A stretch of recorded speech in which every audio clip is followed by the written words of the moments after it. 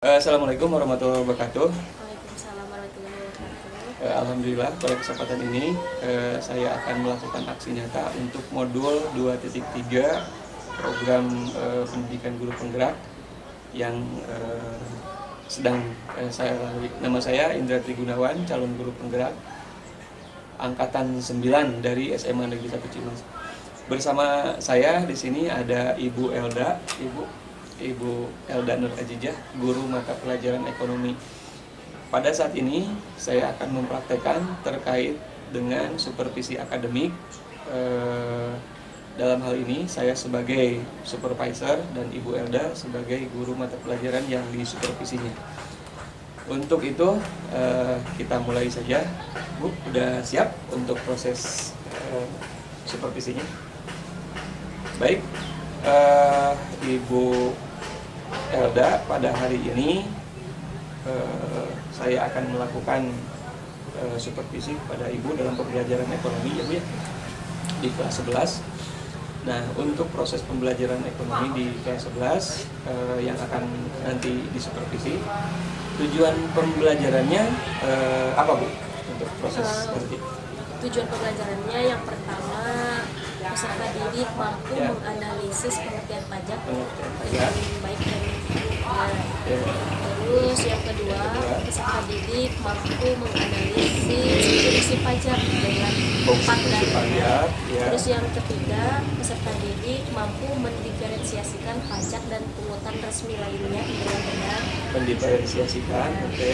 Dan Yang keempat, peserta didik mampu menyajikan dan mempresentasikan hasil analisis pengertian, fungsi, serta mendiferensiasikan pajak dan pungutan resmi lainnya. Oke, terima kasih Bu. Itu tujuannya tadi, mudah-mudahan ada 4 tujuan ya.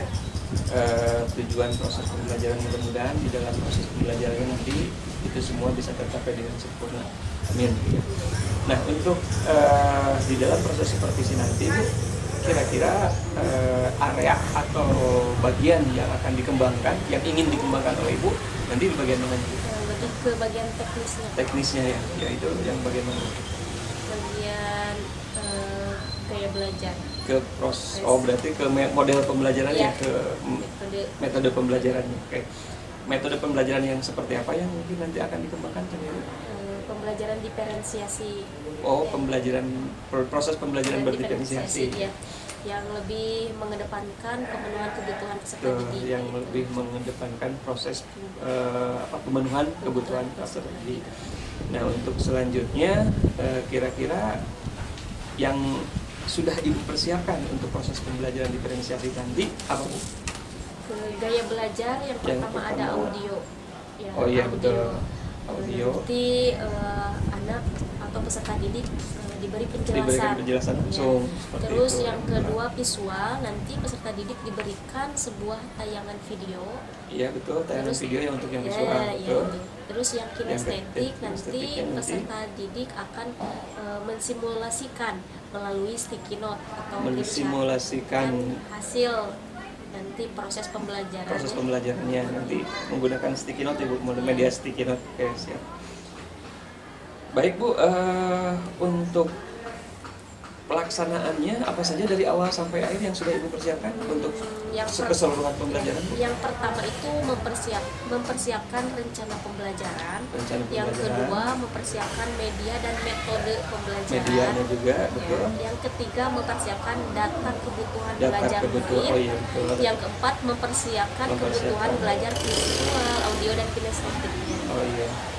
Yang terakhir mempersiapkan kebutuhan belajar untuk yang tadi ya, yang audio, visual dan kinestetik. Oke, mungkin sementara itu saja yang ingin ditanyakan pada kesempatan ini di dalam proses pra-observasi ini. Mudah-mudahan nanti proses pembelajarannya bisa berjalan dengan sempurna dan bisa tujuannya tercapai dengan semaksimal mungkin. Sampai ketemu Ibu di kelas nanti pada saat pelaksanaan observasi kelas. Terima kasih Ibu. Begitu, barusan sudah dilakukan proses pra-observasi untuk proses pembelajaran ekonomi oleh Ibu Elda Nur Ajijah. Ya, nanti sampai ketemu di kelas. Terima kasih. Assalamualaikum warahmatullahi wabarakatuh. Bismillahirrahmanirrahim. Assalamualaikum warahmatullahi wabarakatuh.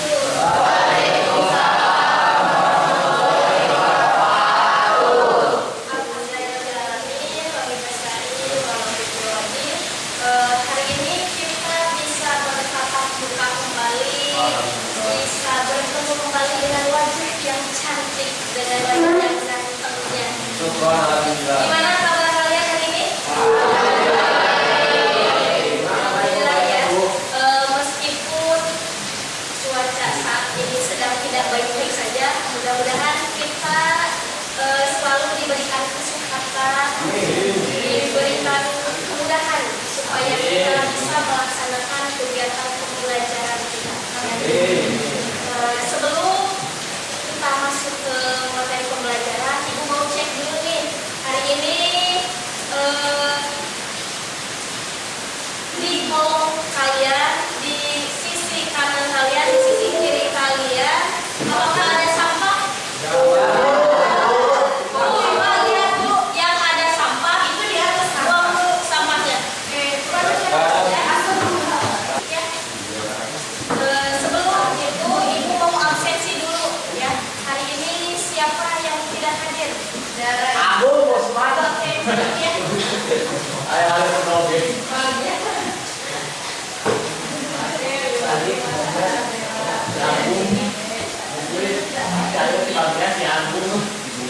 Abdul Mukhlis, kemana Abdul Mukhlis?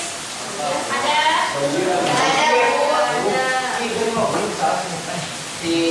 Adelia, Ibu, ada? Coba quote of the day untuk hari ini. Jangan menyerah karena jalan menuju tujuan tidak selalu mulus. Jangan menyerah karena setiap mencapai tujuan itu jalannya tidak mulus, sama halnya seperti kalian.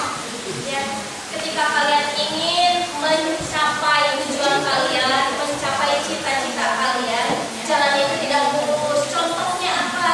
Contohnya kalian harus bangun pagi-pagi.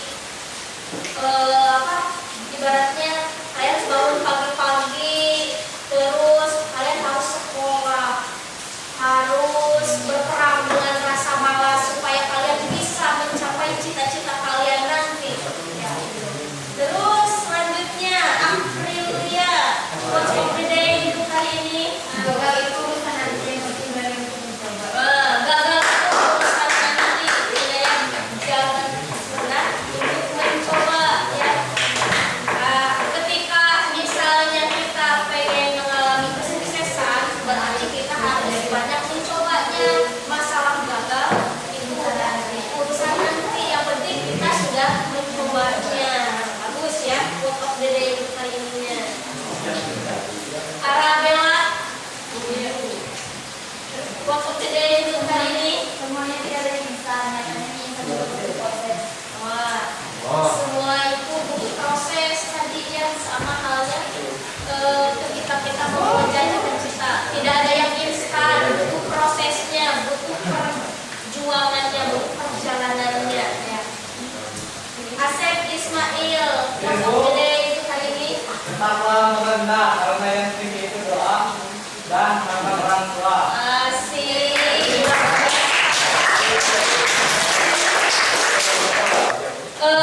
Sebelum kita masuk ke pembelajaran, kemarin Ibu sudah bagi kelompoknya. Ya, Bu. Nah, setelah dibagi kelompok, Ibu akan memberikan KPD-nya terlebih dahulu. Nanti kita akan membahas materi apa yang akan kita pelajari hari ini. Kelompok ya. Ya.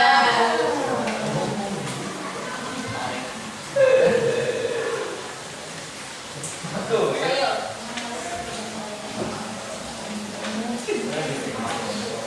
Oke, udah fokus. Lihat lagi nih Ibu, semuanya lihat, matinin. Kalau lihat ya. Nah, kita di materi sebelumnya telah mempelajari mengenai APBN dan APBD. Salah satu contohnya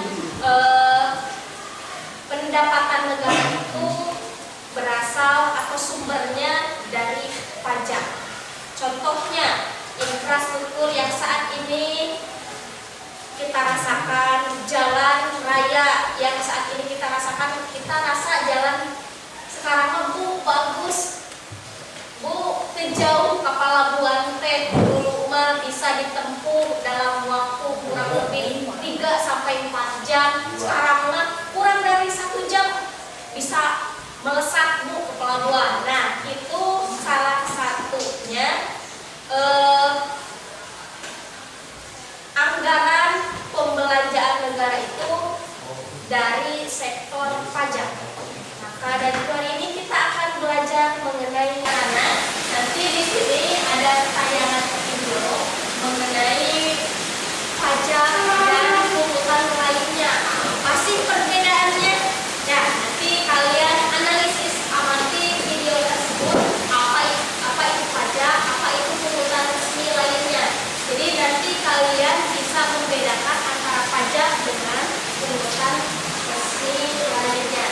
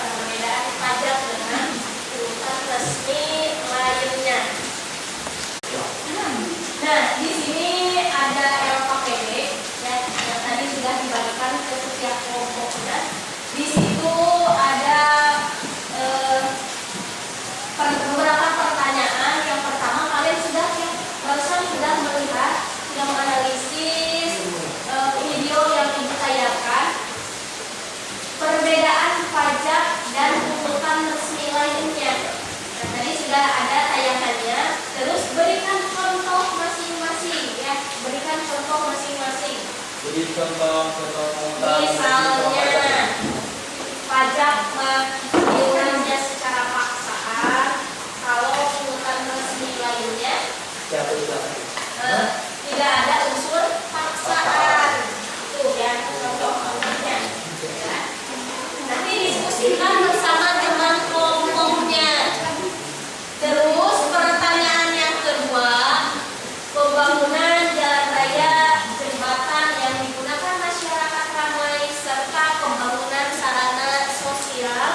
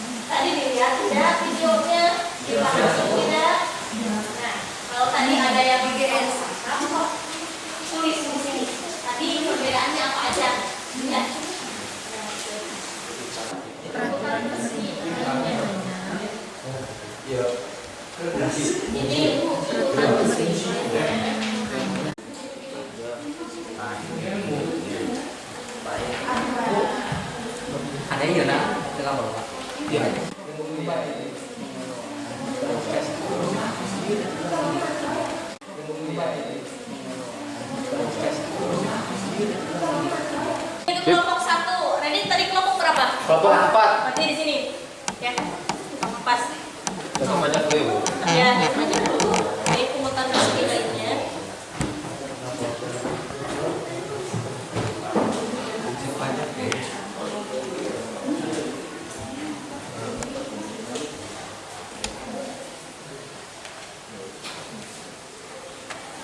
Kelompok berapa? Satu. Tangan atas nak. Pajak.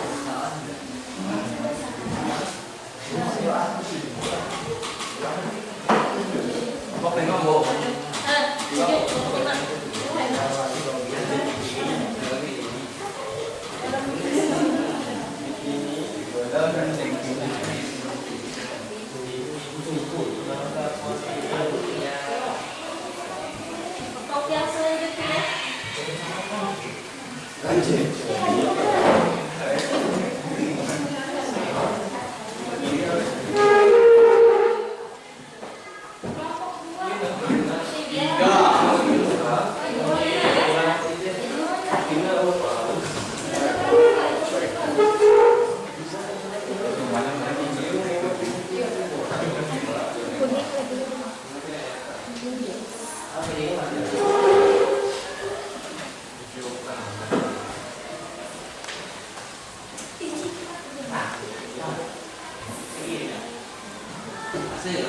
Kita sudah melaksanakan serangkaian kegiatan pembelajaran yang tadi mengenai pengertian dari pajak, bahwa pengertian pajak ialah iuran wajib ya harus dibayar secara paksaan dan tidak ada timbal balik atau balas jasanya secara langsung. Nah, itu karena ada aturan undang-undangannya.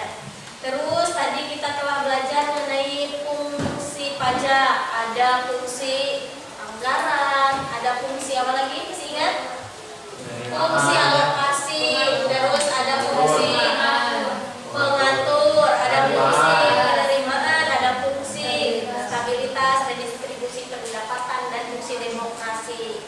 Nah, nanti kalian harus ingat ya bahwa jalan raya yang saat ini kita gunakan, alat transportasi umum, terus juga infrastruktur sarana kayak di sini kita sarana pendidikan yang kita tempati saat ini salah satunya adalah dari sektor pajak ya, pendapatan dari sektor pajak melalui APBN nanti akan didistribusikan ya itu. Terus juga kita telah belajar mengenai perbedaan pajak dengan pungutan resmi lainnya, dari balas jasanya, dari lembaga pemungutnya, objeknya, sanksinya. Nah itu ya, kita tadi telah belajar bahwa kalau pajak itu pungutannya secara paksaan, tapi kalau pungutan resmi lainnya tadi apa yang kalian diskusikan dengan teman kelompoknya?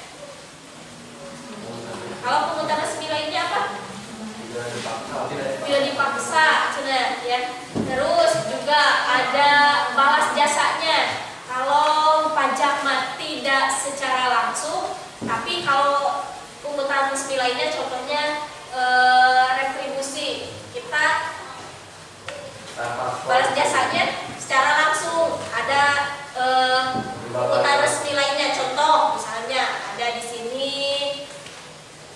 kartu parkir atau apa nih kalian karcis dan tiket. Nah itu ya, jadi kita merasakan wahananya, terus kita merasakan jasanya saat itu. Sedangkan kalau pajak, ketika kita membayar hari ini, kita tidak merasakan balas jasanya hari ini ya.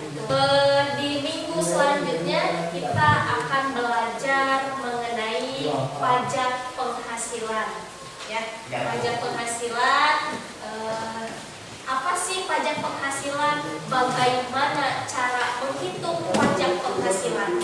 Nah kita cukupkan untuk pertemuan hari ini. Mudah-mudahan setelah pembelajaran hari ini kalian mengetahui pengertian dari pajak, fungsinya untuk apa, sehingga kalian bisa mengamalkannya di masyarakat atau di rumah ya. Mama bapak kalian bisa kalian beritahu, oh mama tadi bayar pajak ya, pajak kendaraan bermotor termasuk ke dalam pajak daerah apa pajak provinsi atau kabupaten. Kalau pajak kendaraan bermotor tadi sudah belajar ya, kalau pajak kendaraan bermotor masuk ke lembaga pemungutnya ke provinsi. Nah itu ya, nanti di minggu depan kita akan belajar mengenai pajak penghasilan. Ibu cukupkan untuk pertemuan hari ini. Mudah-mudahan apa yang Ibu sampaikan hari ini dapat bermanfaat untuk kalian. Mohon maaf bila ada perkataan dari Ibu yang kurang berkenan di hati kalian. Wabillahi taufiq wal hidayah. Wassalamualaikum warahmatullahi wabarakatuh. Assalamualaikum warahmatullahi wabarakatuh. Waalaikumsalam warahmatullahi wabarakatuh.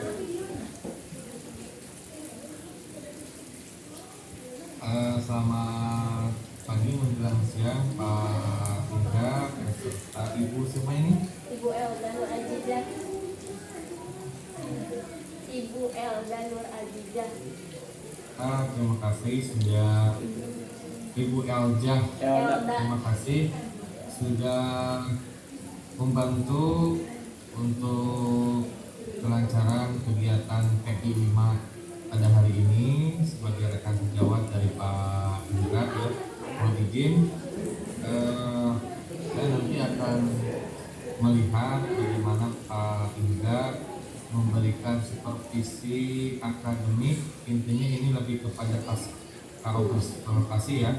Tadi saya sudah lihat juga Pak Indra di videonya sudah cukup bagus, tapi penelitian tidak kayak abdinya di Nalayana. Karena ya sebagai bentuk laporan juga penelitian jadi abdi biasa ngali langsung. Oke. Untuk itu saya persilakan waktu seluas-luasnya kepada Pak Indra beserta Ibu Elza untuk melaksanakan supervisi pasca observasi akademik. Untuk itu saya persilakan. Mana Pak Indra? Terima kasih Pak Dimas. Assalamualaikum warahmatullahi wabarakatuh. Alhamdulillah tiba saatnya pada saat ini kita bisa ketemu bersama di acara untuk observasi pasca kegiatan supervisi kemarin di kelas. Kemarin sudah melakukan pembicaraan, obrolan terkait perencanaan pra-observasi dan juga sudah dilakukan observasi di kelas kegiatannya bersama guru yang disupervisinya Bu Elda Nur Azizah, guru mata pelajaran ekonomi di kelas 11 IPS 1. Baik, dilanjutkan kepada supervisi pra setelah observasi, pra-observasi. Baik Bu Elda, selamat pagi menjelang siang Bu. Alhamdulillah kemarin kita sudah melaksanakan itu dan ini untuk di akhir supervisi ada beberapa hal yang mungkin harus kita bicarakan terkait kegiatan kemarin di kelas. Untuk yang pertama, sebelum dilanjutkan ke pembahasan yang lebih utama, saya minta terlebih dahulu ke Bu Elda minta refleksinya dari kegiatan kemarin seperti apa. Nanti setelah Bu Elda menjelaskan hasil refleksi, nanti saya insya Allah sedikit merefleksi kegiatan kemarin terkait juga. Untuk pertanyaan pertama, Bu Elda, gimana apa yang dirasakan dari setelah melaksanakan kegiatan supervisi kemarin? Ya, Pak. Saya merasa sangat senang, sangat termotivasi juga dalam proses pembelajaran di sini dan akan terus memperbaikinya. Sebelumnya saya itu was-was, ragu, ya. Bahkan gugup gitu ya Pak, mengenai kegiatan yang kemarin itu. Ya, supervisi itu, tapi dengan adanya coaching justru saya lebih nyaman, terus lebih semangat lagi dan lebih termotivasi. Oke, terima kasih Bu. Terus untuk kedepannya, insya Allah proses ini saya akan memperbaikinya lagi untuk memperbaiki proses pembelajaran diferensiasi ini lebih intens ke depannya, dan juga terhadap guru yang lain, insya Allah nanti akan merefleksikan. Praktik baik itu berbagi praktik baik. Oke, terima kasih Bu. Itu alhamdulillah kalau misalkan Ibu merasa termotivasi. Saya sedikit merefleksikan hasil kemarin observasi bahwa pertama dilihat dari alur pembelajaran sudah sesuai dengan rencana pembelajaran, sudah sesuai secara umum keseluruhan. Begitu juga dengan penggunaan media dan metodenya juga sudah sesuai, sudah terlihat menggunakan media digunakan di dalam proses pembelajarannya. Terus lagi data kebutuhan belajarnya anak-anak sudah dikelompokkan berdasarkan kebutuhannya masing-masing, dan juga dilihat dari kontennya juga sudah mengarah ke proses diferensiasi konten seperti itu. Alhamdulillah secara umum sudah ada, namun memang betul kalau misalkan di awal-awal proses kita melaksanakan proses diferensiasi itu biasanya seperti yang dikatakan tadi ada was-was, ada ragu, itu memang satu hal yang manusiawi, satu hal yang wajar. Nanti juga mungkin ke depannya kalau misalkan proses ini dilakukan berulang-ulang secara terus-menerus menjadi satu kebiasaan, sudah terbiasa, hal itu akan dengan sendirinya akan hilang. Hanya saja mungkin yang perlu dikuatkan di sini adalah minat dan semangatnya. Tadi juga agak lebih semangat ya dengan coaching, dan alhamdulillah dengan coaching bisa lebih semangat lagi. Seperti itu hasil dari proses pembelajaran kemarin. Dan bahkan yang paling kemarin menitik beratkan kepada proses diferensiasinya ya, model pembelajaran berdiferensiasinya.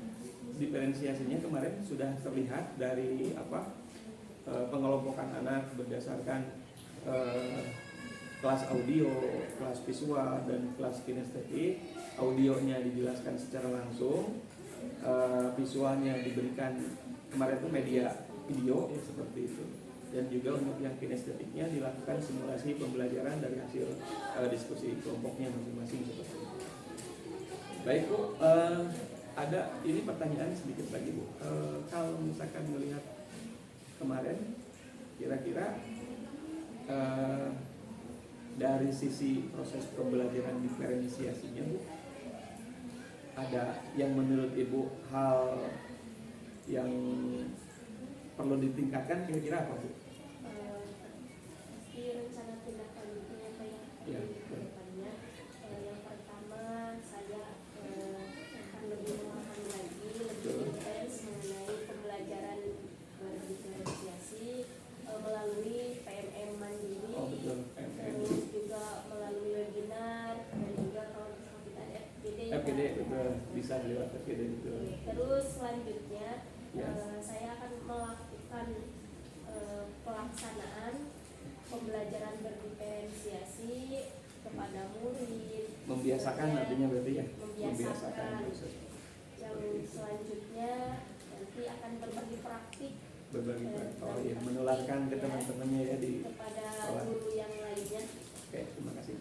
Bagus sekali Bu untuk rencana tindak lanjut ke depan. Mudah-mudahan rencana tindak lanjutnya itu bisa berjalan dengan lancar dan bisa menghasilkan sesuatu yang lebih maksimal lagi. Mungkin hanya itu yang bisa kita sampaikan pada saat ini. Yang pada akhirnya mungkin mudah-mudahan proses pembelajaran diferensiasi ini bisa diaplikasikan di sekolah, bisa bisa berdampak pada anak, bisa berpihak pada anak, anak juga semakin senang, anak juga belajarnya semakin tepat, semakin mudah untuk mencapai tujuan pembelajarannya. Mudah-mudahan kedepannya bisa seperti itu. Mungkin seperti itu untuk proses pasca observasi. Terima kasih Pak Dimas. Ternyata Bu Elda sudah merasakan dampak baiknya untuk proses ini. Mudah-mudahan ini betul-betul real dan bisa berdampak positif untuk kedepannya. Dan untuk sesi berikutnya dikembalikan ke Pak Dimas. Silakan Pak Dimas.